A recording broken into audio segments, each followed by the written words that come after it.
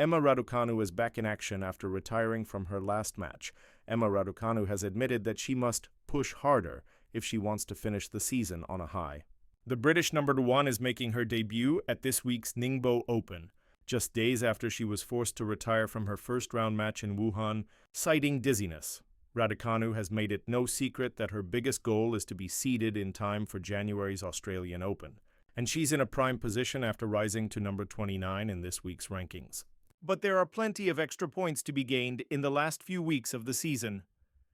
The 2021 US Open champion has never been able to play a full Asian swing in the past, with injuries and setbacks getting in the way. But she's packing out her schedule this year and has already played in Seoul, Beijing, and Wuhan, and will now make her debut in Ningbo. Raducanu's mother, Renee, hails from China and has been traveling with the world number 29 over the last few weeks. And Raducanu loves feeling the extra support from the Chinese fans. I think it's a special feeling. I feel very comfortable. I feel like I get amazing support here, which is so nice. I love how invested the Chinese fans are and how much support they give, she said ahead of the Ningbo Open. However, Raducanu's Asian swing hasn't gone as planned so far. She has a 2-3 record and blew match points in back-to-back losses against Barbora Krejcikova and Jessica Pegula before being forced to retire in Wuhan.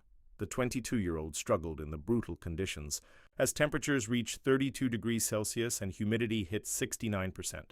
Raducanu called the doctor while trailing Ann Lee 6-1-4-1 and had her vitals checked, calling it quits, but she's now ready to push physically to get some more wins under her belt before the end of the year. Raducanu added, "I think where it's different is just it's at the end of the season. So you need to push harder physically, you're feeling it a bit more. And mentally as well to just focus. That's probably the biggest difference."